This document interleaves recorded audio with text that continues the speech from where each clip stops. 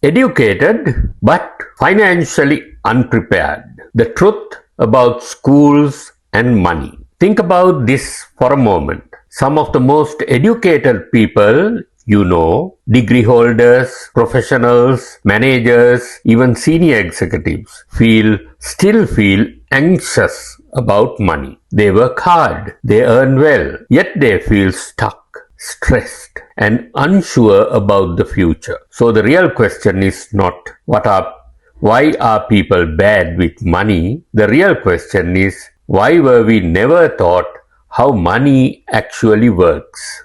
Hi everyone, I'm Dr. Kushan. After more than 30 years in senior management roles across leadership, finance, and strategy, and after delivering training and consultancy programs in 11 countries to over 10,000 participants, I've noticed a very consistent pattern. Education creates capable employees, but it does not create financially confident individuals. This video is for educational purposes only. I'm not a financial advisor. I'm simply sharing what I've observed over decades so you can avoid learning expensive lessons the hard way. Part 1. What the education system gets wrong. Problem 1. We are taught to earn, not to build wealth. From a young age, the message is very clear. Study hard, get good grades, get a good job. That system trains us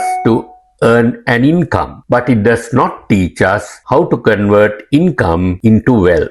Let me define this simply. Income is money you receive from your time or effort. Salary, wages, consultancy fees, business profits, and so on. The moment you stop working, income usually stops. I'll give you a real life example. I've trained senior managers earning excellent salaries. Very intelligent, very capable, but many of them were one or two missed paychecks away from stress. Not because they were careless, but because their income had never been converted into long-term wealth. Problem number 2. Compounding is never explained. Compounding is one of the most powerful forces in finance. Yet most people experience it only through loans. We understand compounding when it works against us. Credit cards, personal loans, long mortgages, and so on. But hardly anyone explains how it can work for us. Let me give you another example. I've seen two professionals start their careers at the same time. One begins investing small, consistent amounts, nothing dramatic, but very consistent in his late 20s. Nothing risky. The other waited saying, I'll start when I earn more. By mid-40s, the difference is not small. It's life-changing. Same intelligence, same effort, different timelines. So you have to start investing early. Debt. Problem number 3. Debt is normalized but not understood properly. Debt is presented as normal progress. Education loans, car loans, home loans, lifestyle upgrades. But what's missing is context. I've met professionals who spent 20 to 25 years paying for decisions they made in their early 30s. They weren't irresponsible, they were simply never shown the long-term cost of short-term comfort. Part 2. The skills we should have been taught.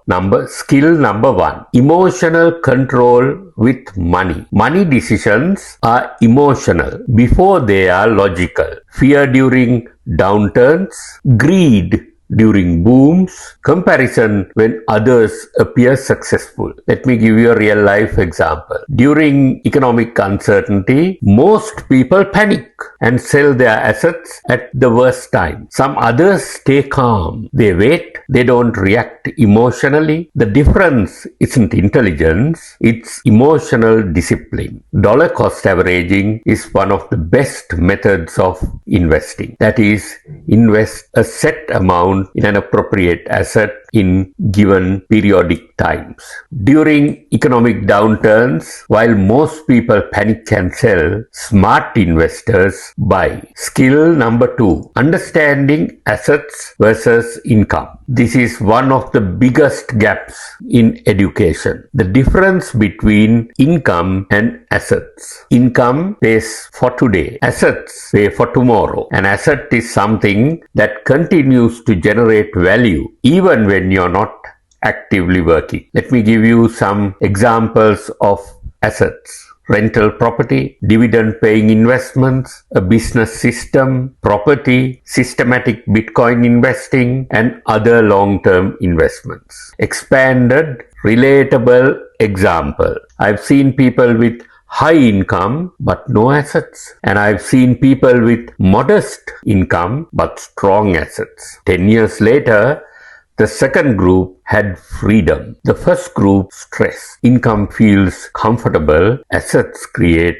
security. Skill number 3. Long-term thinking over short-term comfort. The education system rewards short-term performance. Exams, promotions, annual reviews, but wealth rewards patience. I've seen people delay lifestyle upgrades slightly.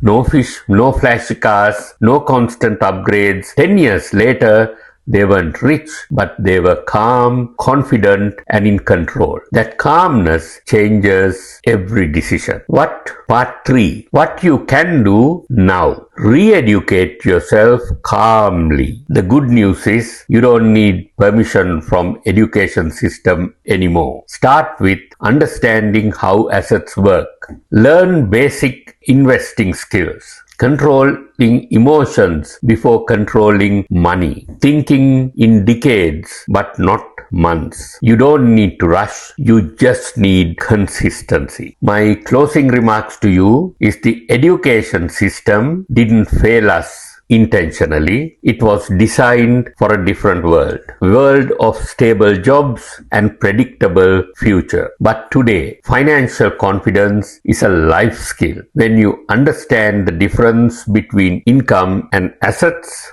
when you manage emotions better than the crowd, and when you think long term instead of short term, money stops feeling stressful and life starts feeling lighter. If this video added value, please like it, share it, and subscribe. If you have any questions, please feel free to comment and I will respond. My goal is simple: to help people make calm, confident financial decisions and have a better future. I'm Dr. Kushan and I'll see you in the next video. Thank you for watching.